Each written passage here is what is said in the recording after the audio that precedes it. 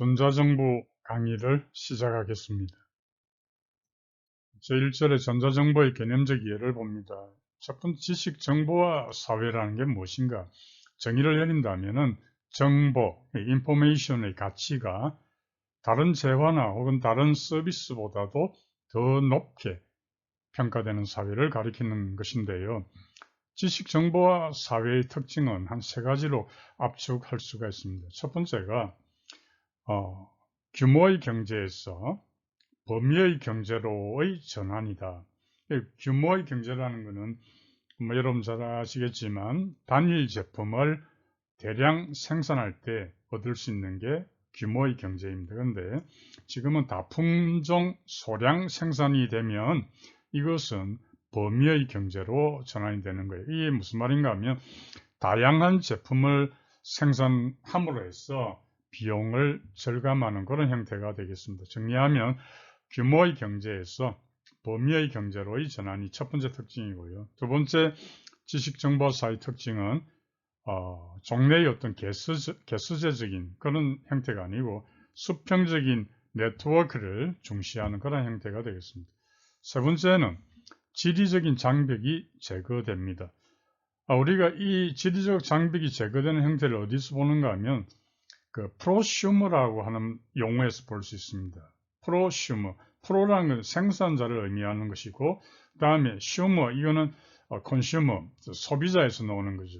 그래서 이 둘을 합쳐서 프로슈머라고 합니다.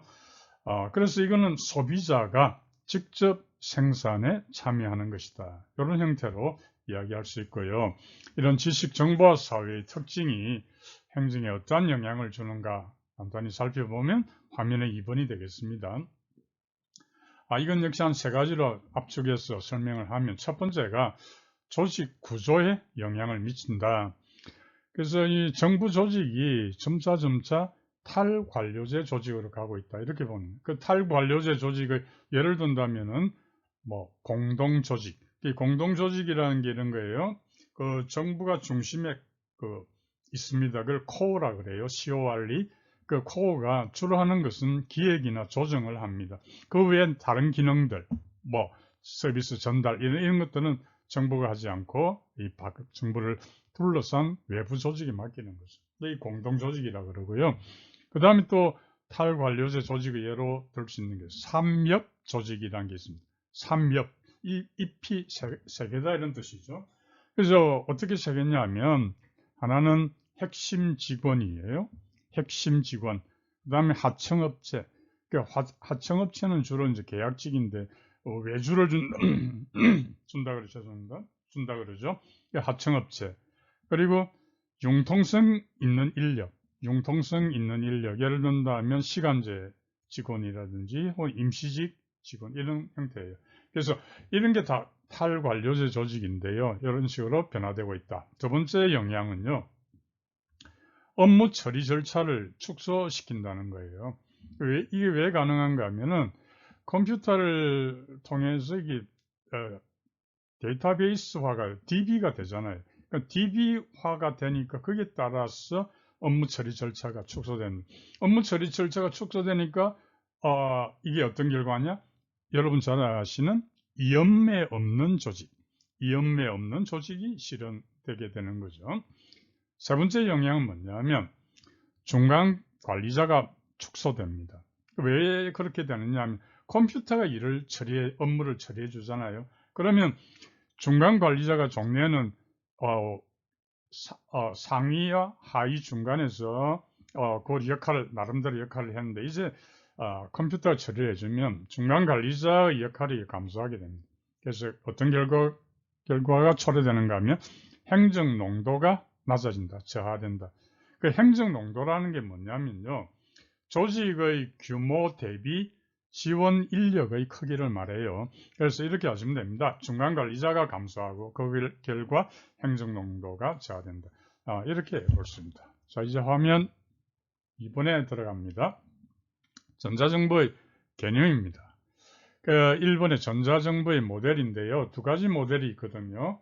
하나는 효율성 모델, 민주성 모델인데 그 옆에 하나 적어 보시죠. 효율성 모델은 기반이 되는 게 기술 결정론입니다. 별표 2개 합니다. 간간히 출제가 되는 문제예요. 효율성 모델은 기술 결정론이 토대가 되고요. 민주성 모델은 사회 결정론이 토대가 됩니다. 사회 결정론이 토대가 됩니다. 기술 결정론이 기본적인 시각이 뭐냐면은 기술이 말이죠. 어떤 조직 구조에 변화를 가져온다 이렇게 보고요. 전자정부 발전 초기에는 주로 이 효율성 모델, 즉 기술 결정론을 따랐다 이렇게 볼 수 있습니다. 여기 비해서 이제 사회 결정론, 즉 민주성 모델은 뭐냐면 사회 결정론을 주장하는 사람들은 이런 생각을 해요.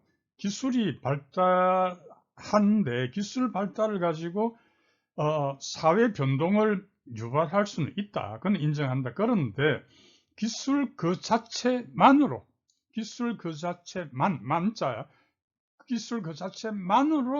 사회 어떤 제도를 변화시킬 수가 없다. 이렇게 주장하는 거예요. 그래서 이 사람들이 이렇게 봅니다. 사회는 말이죠. 단순히 그냥 피동적으로, 수동적으로 기술 발달을 받아들이느냐? 그렇게 하지 않는다는 거예요. 오히려 이 사회라는 것이 기술 발달에 능동적으로 개입한다 이렇게 보기 때문에 결론은 뭐냐? 사회 경제적 요인에 의해서 기술의 발달이 규정된다. 이렇게 보는 거예요. 시각이 다르죠, 그죠? 그럼 이 두 가지를 한번 압축해서 정리를 해볼게요. 효율성 모델, 민주성 모델. 그 옆에 이렇게 표로 나누어서 여러분이 표를 그려봐도 됩니다. 자, 효율성은 그 밑에 기술 결정론 기본이 되는 게요. 그 다음에 오른쪽에 민주성 모델 칸 만들었으면 거기에 사회 결정론 이렇게 이제 기초 이론이 다르단 말이에요. 두 번째는 중시하는 게 뭐냐 하면요. 효율성 모델은 내부 생산성을 중시합니다. 내부 생산성을 중시합니다. 여기 비해서 민주성 모델은 뭐냐? 외부와의 인터페이스를 중시한다. 외부와의 인터페이스를 중시한다. 차이가 있죠. 그래서 이제 세 번째로 이 효율성 모델은 협의의 전자정부다. 협의의 전자정부다. 이렇게 볼 수 있고요. 민주성 모델은 광의의 전자정부다. 이렇게 이야기할 수 있습니다. 예. 자, 다음 전자정부 구현에 따른 행정의 변화로 넘어가겠습니다. 전자정부가 구현되면서 이제 행정이 어떤 변화를 가져왔느냐, 그것도 압축을 해서 한 4가지로 정리를 해보겠습니다. 첫 번째는 조직 구조가 좀 플랫화된다. FLAT, 플랫화된다. 좀 구조가 이렇게 저층화된다 이 말이에요. 그리고 수평적 관계가 중요해진다. 그렇게 되면 어떻게 되겠어요? 이전의 통제지향적인 관리는 좀 역할이 줄어들겠죠, 그죠? 그래서 통제지향적 가치는 최소화되고 그 결과 또 중간 관리층, 아까 이야기한 중간 관리층은 축소된다. 이게 이제 조직 구조상의 변화가 되겠습니다. 두 번째는요, 전자정부가 이제 구현되면서 두 번째는 행정의 어떤 업무 처리에 있어 일대 혁신을 가져오게 됩니다. 그럼 세 번째는요, 클라우드 컴퓨팅이 이제 가능해지게 되는 거죠. 클라우드 컴퓨팅. 그래서 클라우드라고 하는 것은 무엇입니까? 클라우드는 CLOUD, 구름이라는 뜻이죠. 클라우드를 한번 제가 정의를 한번 내려보면요. 여러분들 이런 생각 해보면 됩니다.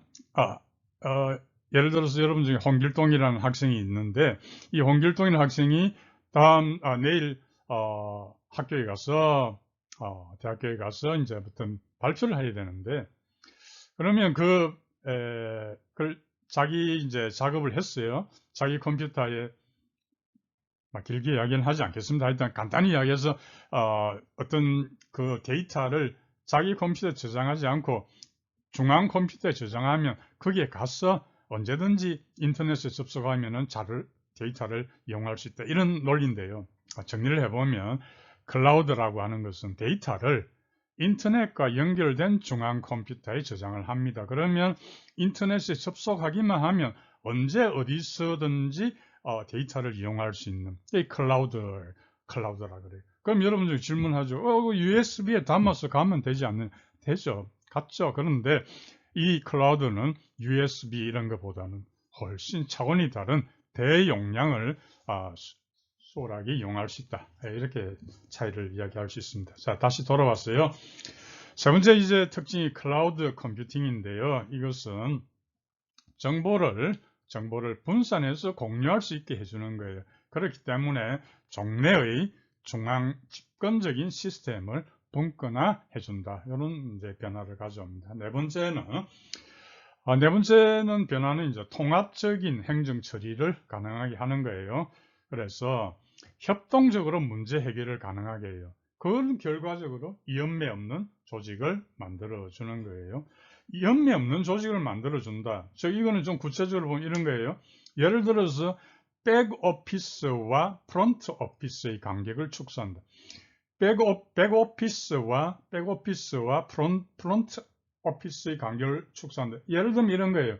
백오피스라는 거는 내부에서 업무 처리하는 총무팀 같은 걸 생각할 수 있고요. 프론트 오피스라고 하는 거는 민원인들과의 대민 접촉을 하는 민원실을 생각할 수 있어요. 이러한 양자 간의 간격을 축소함으로써 이연매 없는 조직을 만들어내는 거예요. 이해되시죠? 자, 그렇게 생각하시면 되고요. 그 화면에서 보면 우리가 화면의 위에 지식정보사회 여기에 한 가지만 여러분 지식정보사회가 안고 있는 어떤 역기능 하나만 이해를 하고 넘어갈까요? 지식정보사회는 순기능도 있어요. 순기능의 대표적인 게 모자이크 민주주의입니다. 엘빈 토플러가 이야기한 모자이크 민주주의. 그 모자이크라는 게 무슨 말인가 하면 다양한 주체들이 이렇게 이런 모자이크 저런 모자이크 다양한 주체들이 각자의 개성을 가지고 참여를 하지만은 그래도 숫자는 많지만 서로 간에 조화를 이루어서 발전된 민주주의 체제를 만든다는 것이 엘빈 토플러의 모자이크 민주주의.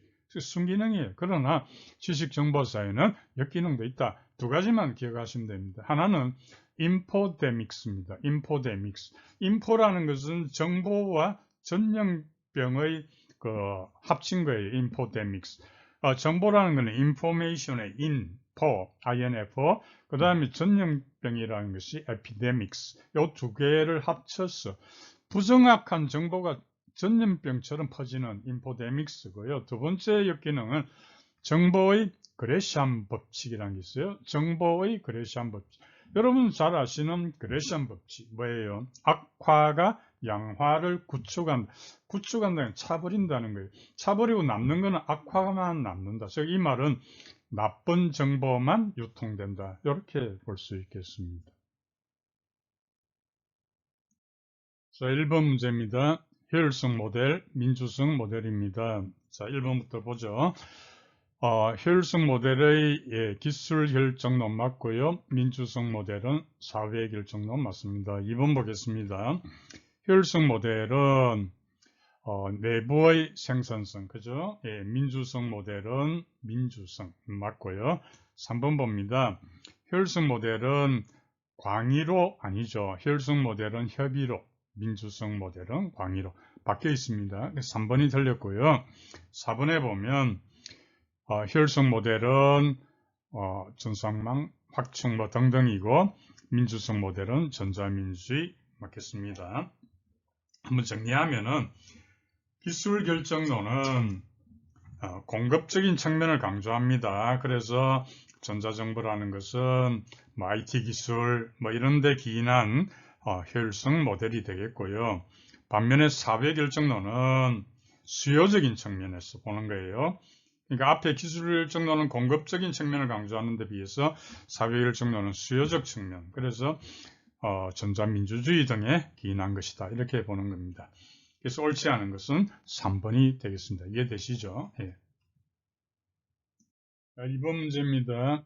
전자정부 행정관리 구조 변화 아닌 것. 자, 1번 봅니다. 정책 과정의 투명성도 올라가고요. 이번에 저청화 아까 이야기했죠. FLAT, flat. 다음 3번 봅니다. 규제 지향적이 아닙니다. 규제가 축소되는 거죠. 아까 이야기했던 대로 통제 지향적인 행정관리가 자꾸만 이제 최소화되니까 중간관리청의 규모도 축소되고 규제가 전반적으로 완화되는 것입니다. 4번의 이연미 없는 조직, 아까 이야기했죠. 백오피스, 프론트오피스. 답은 3번이 되겠습니다. 3번입니다. 옳지 않은 것. 1번 봅니다. 유엔이 전자정부 발달 단계, 최종 단계, 통합 처리 맞습니다. 유엔은 5단계로 구분하는데요. 1단계가 착수, 2단계가 발전, 3단계가 상호작용, 4단계가 전자거래, 이어서 제5단계가 통합처리. 그래서 1번 질문은 맞고요.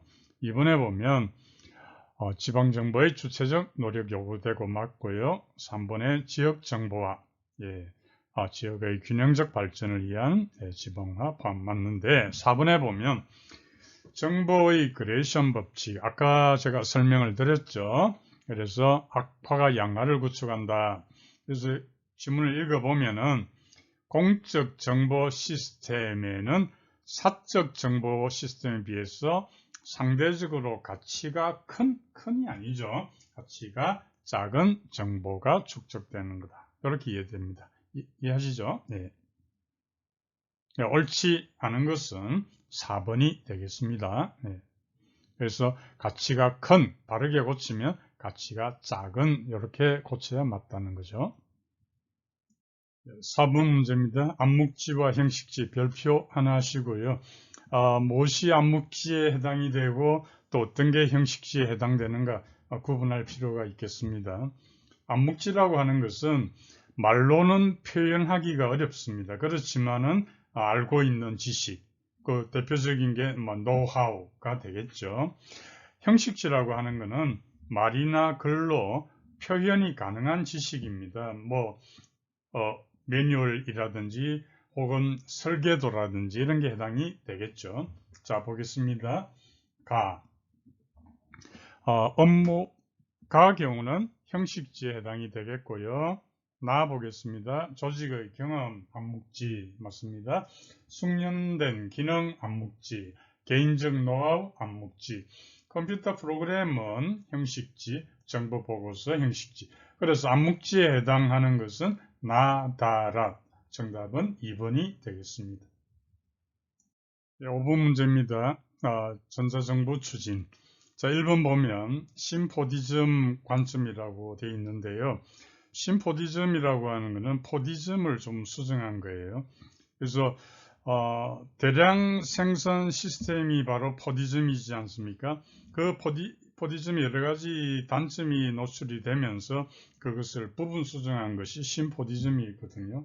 이것하고 전자정보하고는 관계가 없습니다. 이번에 보면 기술 결정론, 사회 결정론, 양자를 절충한 사회적 채택론, 중립적인 시각이거든요.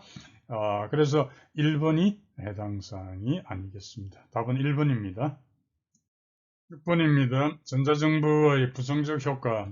가부터 보면 모자이크 민주주의는 엘빈 토플러가 이야기한 것으로서 긍정적인 효과가 되겠습니다. 거기에 참여한 모자이크의 주체들이 개성들은 다 다르지만 그러나 서로 간의 조화를 이루어서 발전된 민주주의 체제를 실현할 수 있다는 것이죠. 나에 보면 파놉티콘이라고 나오는데 이것은 감시하는 거예요. 이 정보와 기술을 활용해 가지고 감시기관이 개인의 활동을 감시, 감독, 통제하는 그런 사회를 말합니다. 부정적 효과가 맞죠?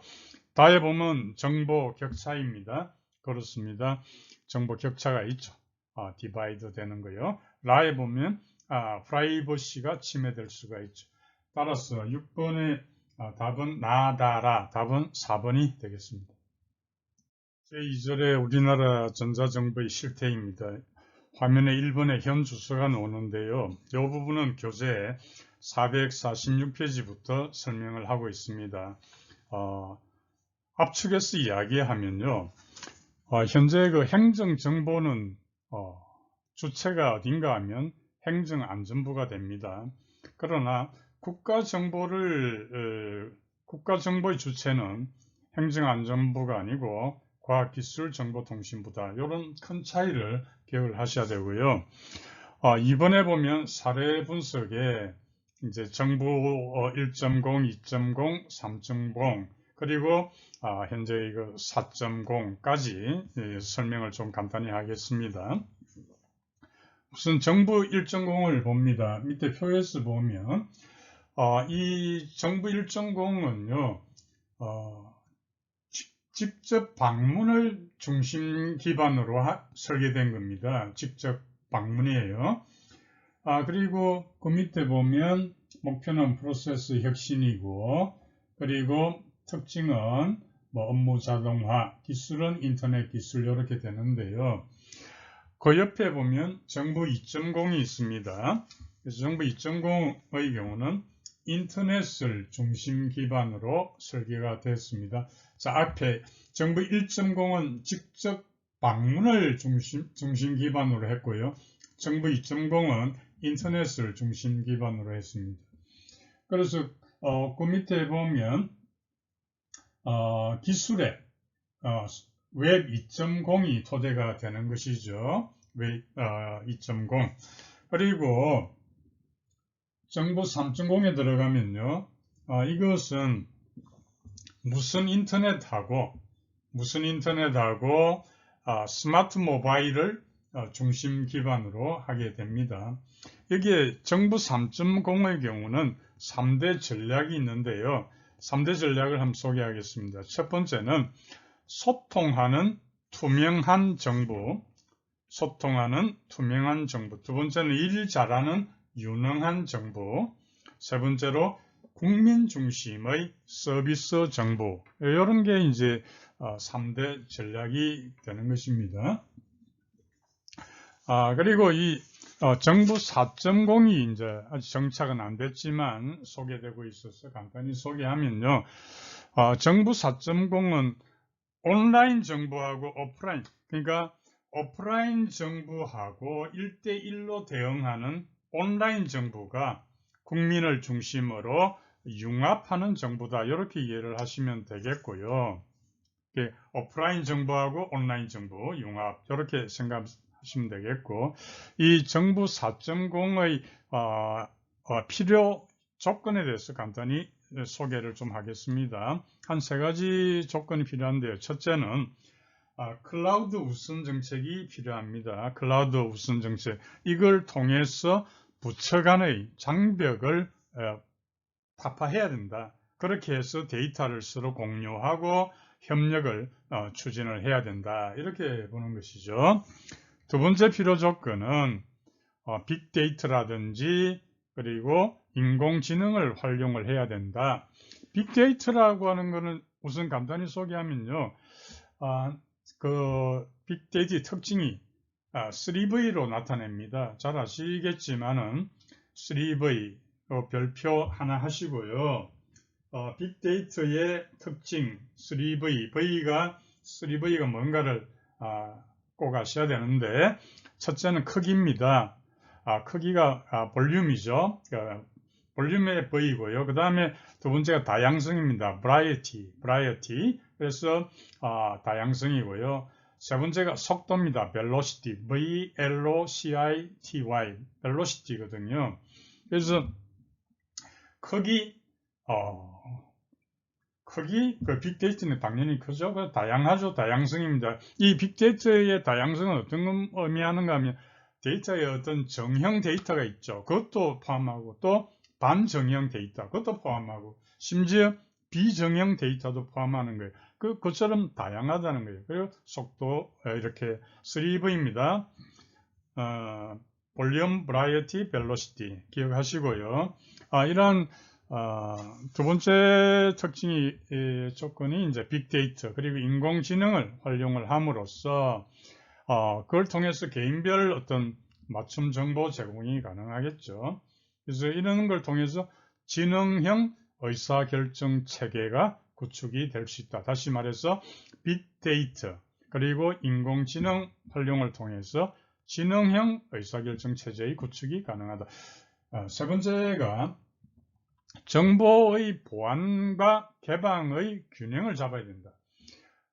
정보의 보안, 그러니까 이게 무슨 말인가 하면 국가 정보 이런 걸 이제 보안을 해야 되잖아요. 근데 요즘 어떻습니까?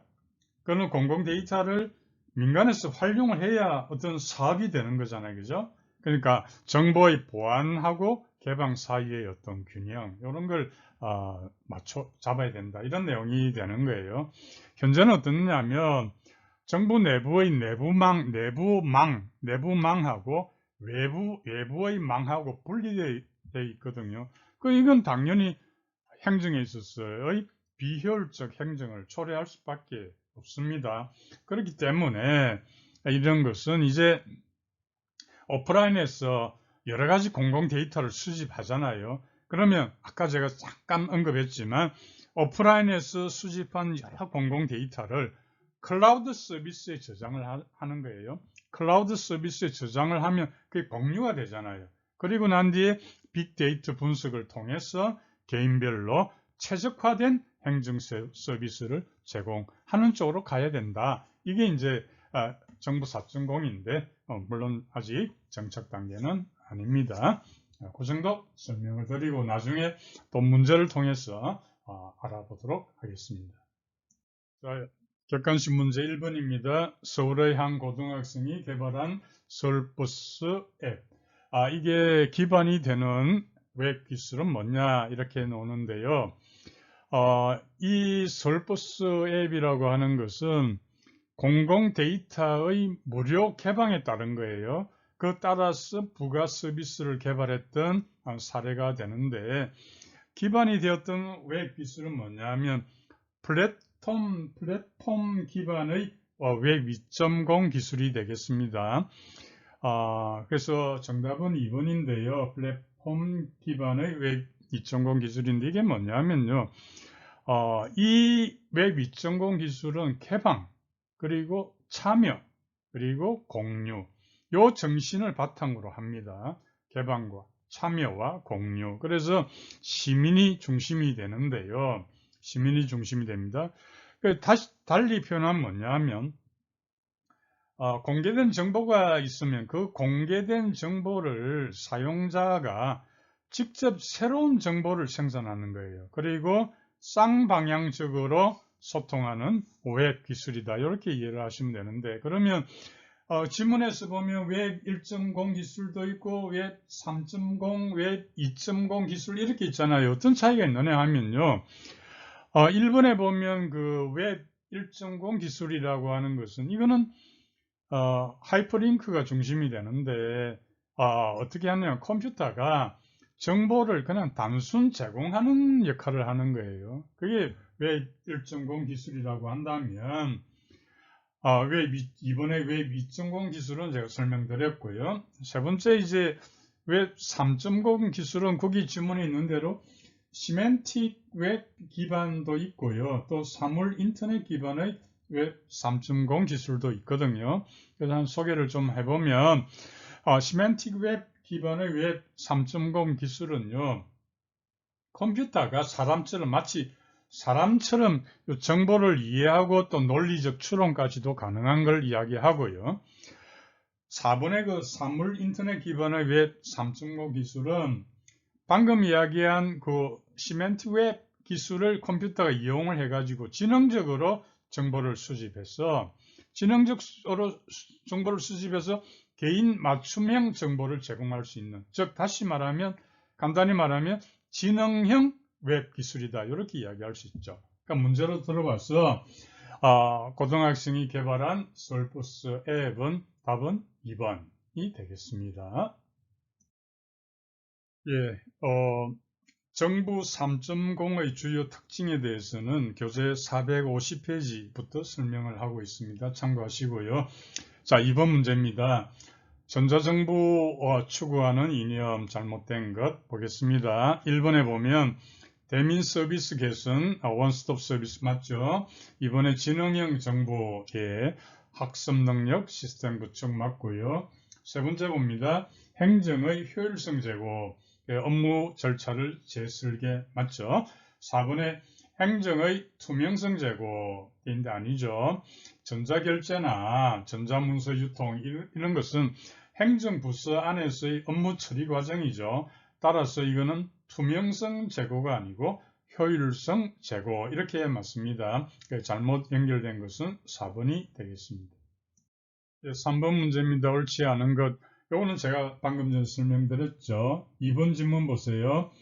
5년마다 국가정보화 기본계에서 행정정보는 행정안전부 장관, 국가정보에 대해서는 과학기술정보통신부 장관. 그래서 2번이 틀렸습니다. 행정안전부 장관이 아니고 과학기술정보통신부 장관이 되겠습니다. 2번이 나머지는 맞고요. 4번 문제입니다. 정보 3.0 일 잘하는 유능한 정보 그 세 가지 중에 하나에 속한다고 이야기했죠. 해당하지 않는 것 보면요.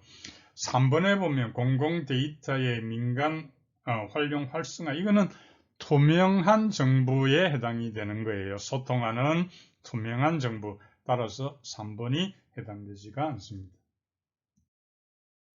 제3절의 미래 전자정부 형태로 유비코토스 정부입니다. 유비코토스라는 말 자체가 라틴어에서 언제 어디에나 존재한다 이런 뜻이 되는 거예요. 그래서 하나 적어 보시죠. 만약에 시험에서 공무원 시험에서 지문에 이렇게 나오면 맞을까요? 틀릴까요? 유비코토스 정부는 웹 2.0 시대의 미래형 전자정부이다. 맞나요? 듣나요? 답은 틀렸습니다. 유비코토스 정부는 웹 2.0 시대가 아니고요. 웹 3.0 시대 미래형 전자정부다. 이렇게 해야 됩니다. 기억하시고요. 유비코토스 정부는 5가지 5N을 극복해야 됩니다. 별표 2개 하시죠. 5N입니다. 5가지 N입니다. 제가 불러드릴게요. 첫 번째, anytime. anytime의 첫째 N이고요. 그 다음에 anywhere. 어디서나 anywhere. 그 다음에 any device. any device. 여러 기구, 기기라 하면 되겠죠. any device. 그 다음에 any network. any network. 그 다음에 any service. any service. 한번 해보세요, 여러분. 연이어서 한번 읽어보세요. 됐죠? 네. 5N으로 제시되니까 그거는 별표 2개 해가지고 꼭 기억을 하세요. 다음 중 유비코토스가 말하는 5N이 해당되지 않는 것이라든지 다른 걸 넣어가지고 출제될 수가 있거든요. 그 다음에 화면에 보면 전자정보하고 유비코토스 정보의 차이점인데요. 이 부분은 교재 455페이지를 참고해 주시기 바랍니다. 455페이지 이 부분은 제가 교재를 좀 설명을 하도록 하겠습니다.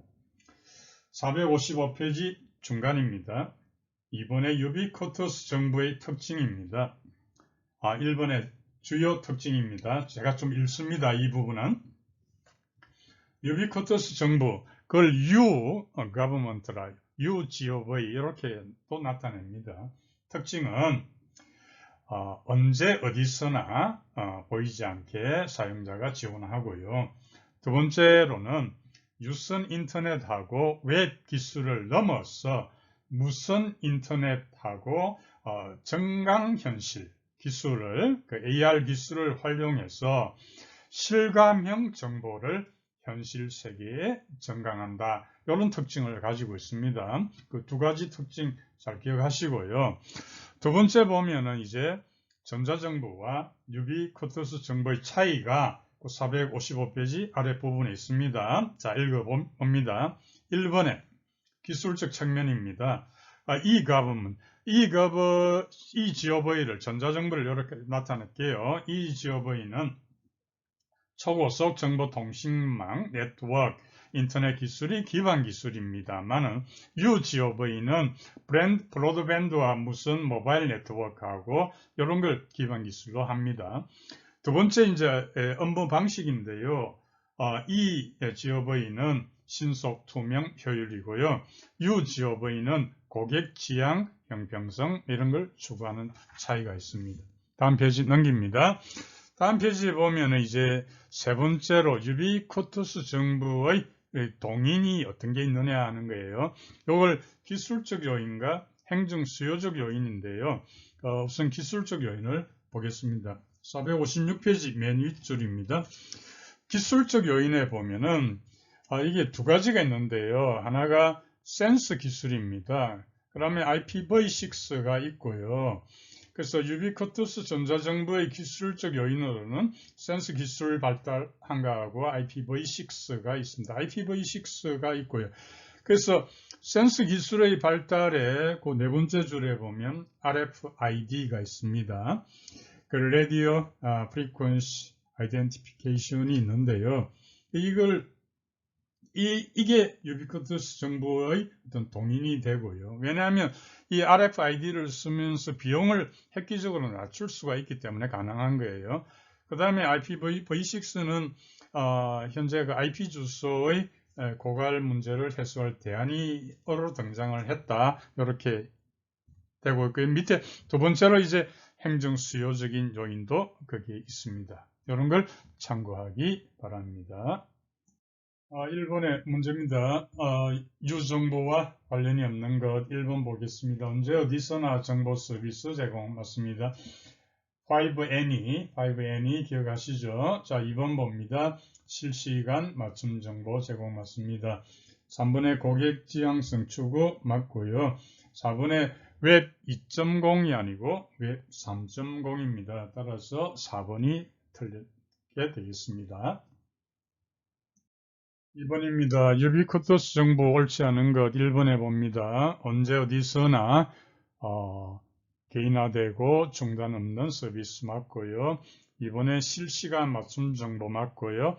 3번에 고객 지향성 실시간성이고 형평성은 제외된다 아닙니다. 형평성까지도 추구를 할 수 있습니다. 3번이 옳지 않고요.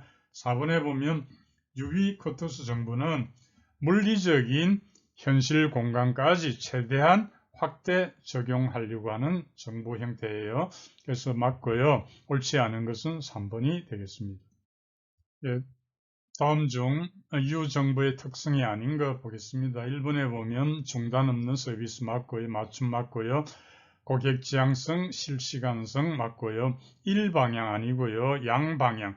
일방향 정보 제공은 초기 전자정보의 특성입니다. 유정보에서는 양방향 정보 제공이 이루어집니다. 따라서 아닌 것은 4번이 되겠습니다. 실전 테스트입니다. 1번 기술 결정론적 관점 아닌 거 보겠습니다. 1번에 보면 정보 기술은 조직에서 하나의 하위 시스템으로서 다른 것과 밀접한 관계 유지 맞고요. 2번에 보면 국민의식 수준의 향상, 욕구 정대 요인이 기술 결정론이 아니고 이것은 사회 결정론의 요인이 되겠습니다. 그래서 2번이 틀렸고요. 3번에 보면 기술은 원천적으로 기술 외적인 목적에 의해 발전이 되지만 이러한 기술 개발은 사회적 목적 달성의 핵심이 된다 설명드렸고요. 4번의 정보기술의 발전이 전자정보구현의 1차적 추진 맞습니다. 그래서 아닌 것은 2번이 되겠습니다. 2번 문제입니다. 전자정보 역기능입니다. 자, 가의 인포데믹스 설명드렸고요. 그 다음에 집단극화라고 하는 것은 이거는 사이버 공동체를 생각하시면 됩니다. 그래서 개인의 결정보다도 집단의 결정이 더 극단적인 결론에 도달하는 걸 이야기합니다. 그래서 각각의 사이버 공동체가 있으면 이 양 사이버 공동체가 집단적인 극화, 양극화 현상을 나타낼 수가 있겠습니다. 맞고요. 다음에 다의 선택적 정보 접촉. 그렇습니다. 자신에게 유리한 정보만을 선택적으로 받아들이면서 결과는 어떻게 될까요? 편견이 생기게 되겠죠. 다음 나의 정보 격차입니다. 정보 혜택을 받는 사람, 그렇지 못한 사람 되겠습니다. 역기능에 해당하는 것은 가나 다라. 답은 4번이 되겠습니다. 3번 문제입니다. 행정관리 구조 변화 아닌 것. 자, 1번 봅니다. 정책 과정의 투명성 맞고요. 이번에 저층화된 구조 맞고요. 세 번째 규제 지향이 아니죠. 이것은 전자정보를 통하게 되면 기존 절차가 간소화됩니다. 그렇기 때문에 규제 지향하고는 거리가 멀죠. 4번에 위험이 없는 조직 맞고요. 답은 3번이 되겠습니다. 4번 문제는 문제를 잘 보셔야 됩니다. 정부기관의 정보화 사업. 이 말은 뭐냐 하면은 행정 정보화 업무를 이야기하는 거고요. 이것은 행정안전부 소관이 되겠습니다. 그래서 답은 2번이 되겠습니다. 5번 문제입니다. 별표 하나 하시고요. 빅데이터의 3V입니다. 1번에 다양성 variety 맞고요. 2번에 속도 velocity 맞고요. 3번에 크기 볼륨 맞고요. 4번은 해당이 안 되겠습니다. 답은 4번입니다. 6번입니다. 빅데이터의 중요성이 커지고 있다. 옳지 않은 것 보겠습니다. 1번에 빅데이터 부상의 이유로 페이스북이나 이런 소셜 네트워크 서비스, SNS의 보급 확대를 들 수 있다 맞고요. 아마존이 고객 행동 패턴의 데이터를 분석해서 상당히 성공했죠. 빅데이터를 활용한 사례가 되겠습니다. 세 번째 보면 빅데이터는 비정형 데이터가 아닌 정형적 데이터 아닙니다. 빅데이터는 정형 데이터도 물론 비정형 데이터도 포함합니다. 또 거기에 반정형도 다 포함해요. 그러니까 반정형, 정형, 비정형 다 포함합니다. 그래서 3번은 틀렸고요. 4번에 보면 빅데이터를 활성화하기 위해서는 개인정보 보호장치가 선행돼야 된다. 예, 맞습니다. 옳지 않은 것은 3번이 되겠습니다. 전자정부에 대한 설명을 모두 마치고요. 다음 시간부터는 지방자치 강의를 시작하겠습니다.